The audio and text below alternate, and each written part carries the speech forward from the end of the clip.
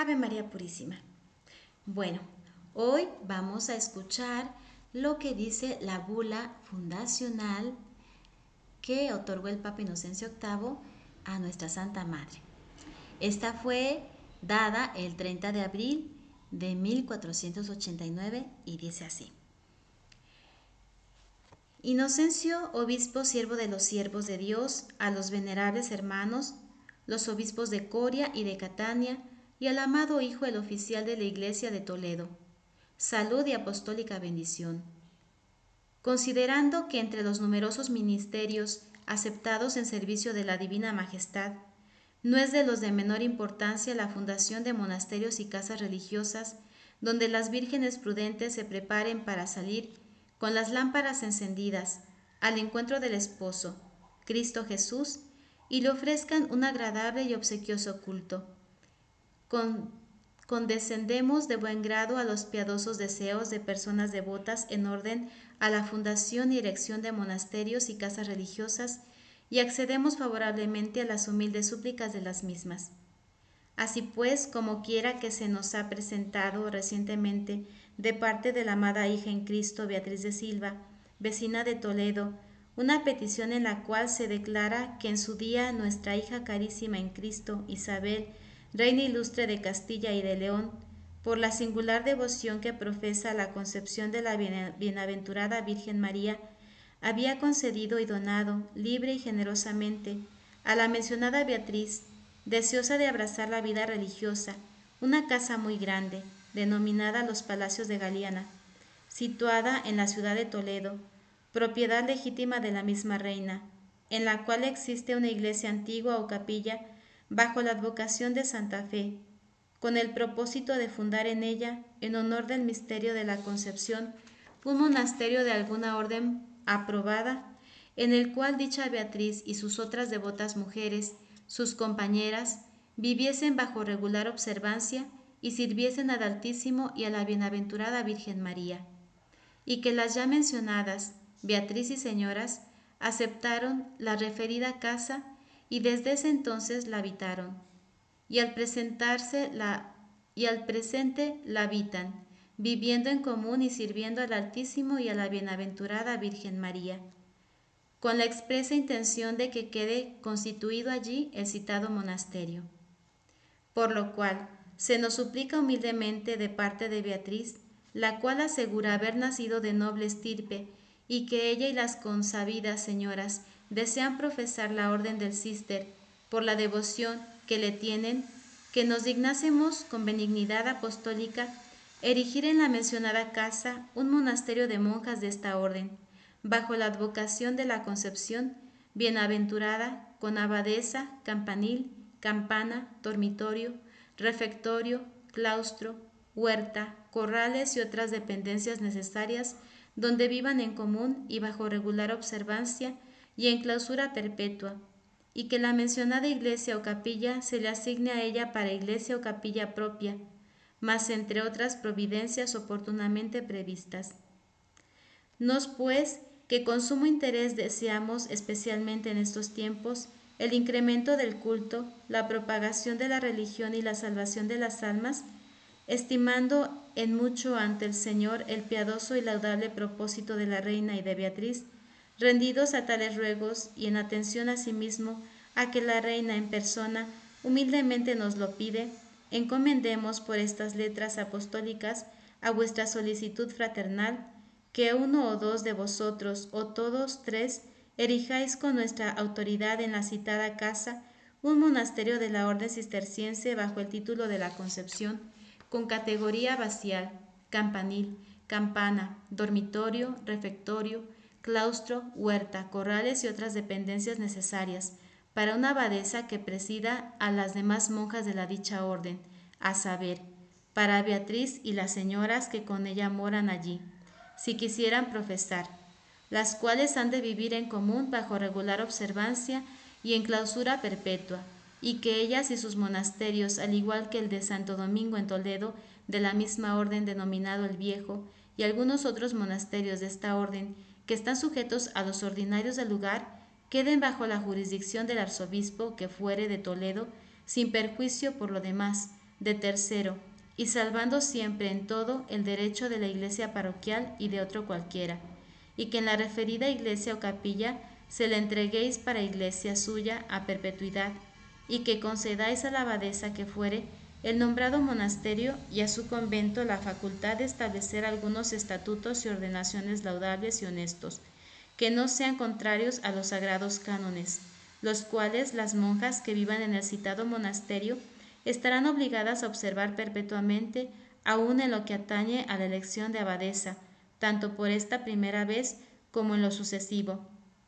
y que la abadesa que fuere y las monjas sobredichas lleven hábito y escapulario blancos, y sobre ellos manto de color celeste con la imagen de la bienaventurada Virgen María,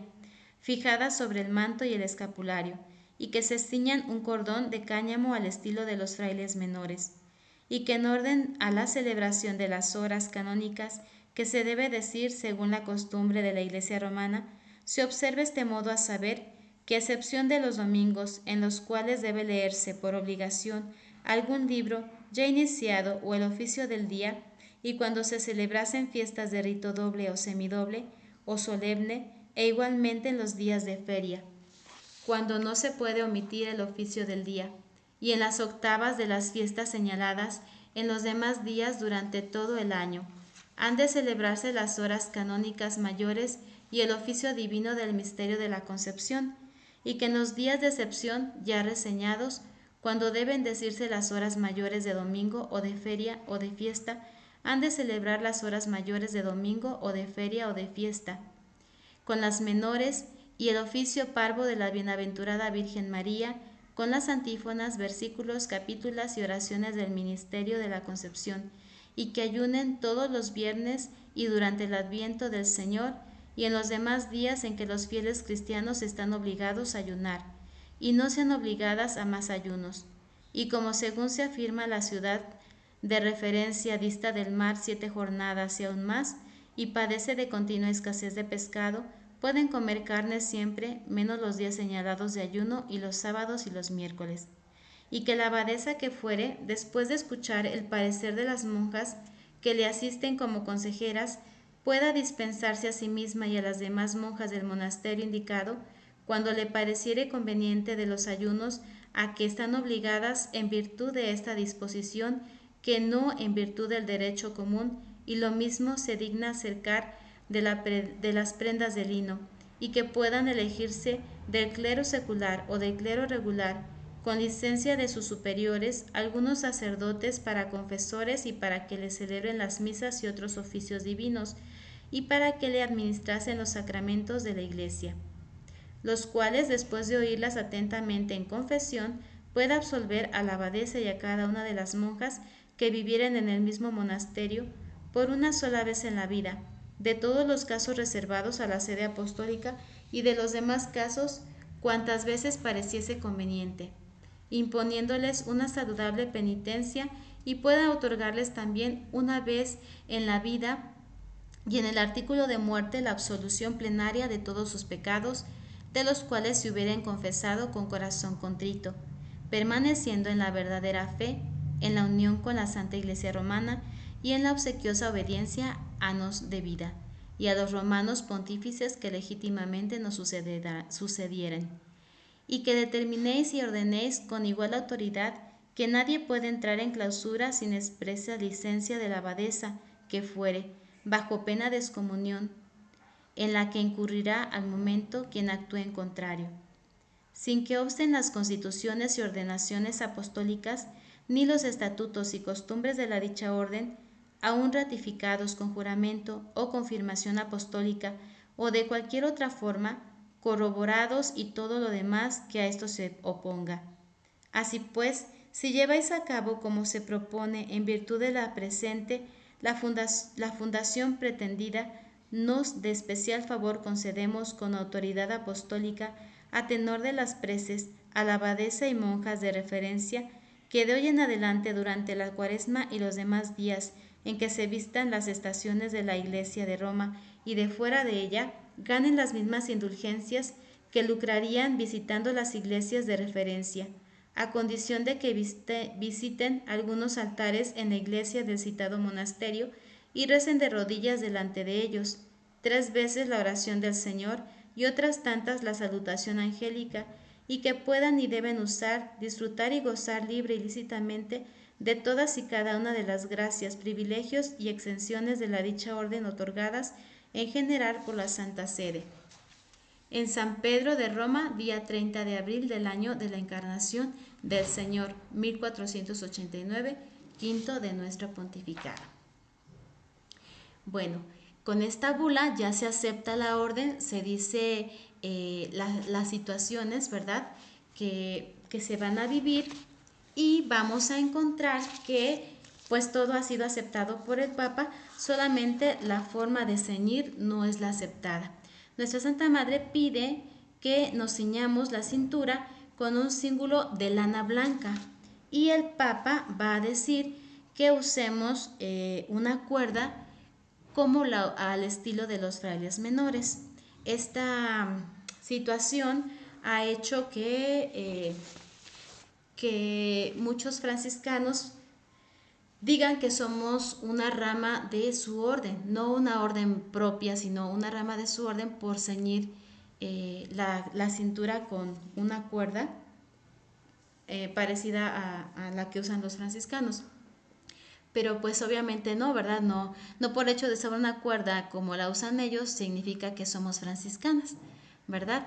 Bueno,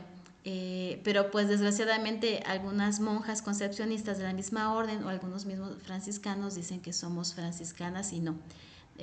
La orden de San Francisco, sus ramas han surgido en diferente tiempo, pero como han visto, la bula fundacional interuniversa aclara que somos orden de la Inmaculada Concepción, una orden nueva, erigida bajo la regla del Cister por la fundadora única, original y que será por siempre, Santa Beatriz de Silva. También algo que no le gustó a la reina Isabel la Católica es que ella quería que nosotros viviéramos la regla franciscana, que nos atendieran los franciscanos, y nuestra Santa Madre dijo no. El estilo de vida para mis monjas se adapta más a la regla cisterciense y que nos atiendan sacerdotes diocesanos. Entonces, cuando la reina lee la bula fundacional, como hubo puntos que no le gustaron, ella misma después irá a ver al mismo Santo Padre en persona para pedirle hacer unos cambios. Pero el Papa obviamente va a decir, no, yo ya le di la bula fundacional a Beatriz de Silva, que es la fundadora y es la que va a guiar a las concepcionistas, y así se va a quedar, ¿verdad? Bueno, esta es la bula fundacional. La has escuchado, sabes lo que contiene, lo que el Papa aprueba, acepta y nos pide a las concepcionistas